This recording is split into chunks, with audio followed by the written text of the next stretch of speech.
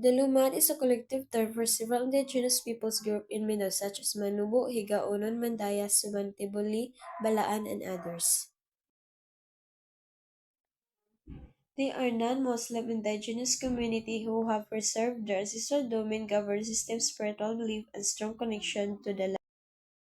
Their identity is deeply rooted in their relationship with nature, agriculture, and their ancestral domain which they protect through customary law and communal decision making.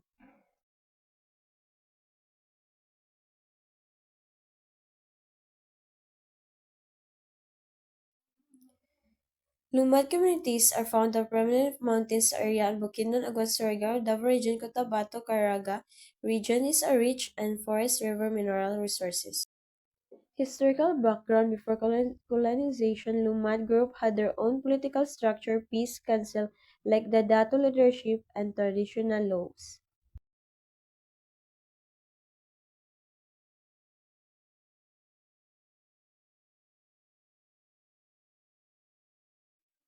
For centuries, they lived in balance with the land through sustainable farming, hunting, fishing, and forest stewardship. However, colonization, land disposition, and modern development projects brought major disruption.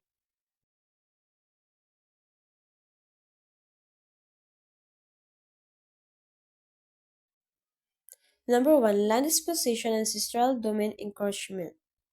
Mining operations, plantation, and logging threatened their ancestral territories. Number 2. Resources explosion. Large companies often enter Lumad land without proper consent. Number 3. Conflict and militarization due to insurgency issues in Mindanao. Some Lumad communities experience displacement and violence.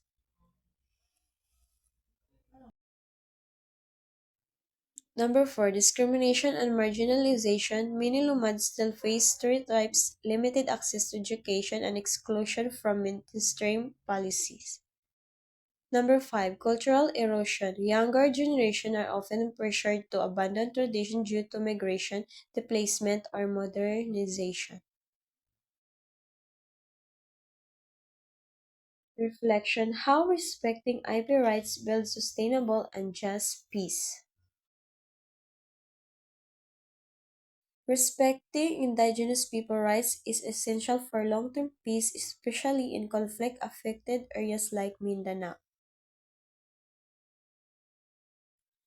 Respecting Lumad rights is not just a legal requirement, it is a foundation for sustainable and just peace because it.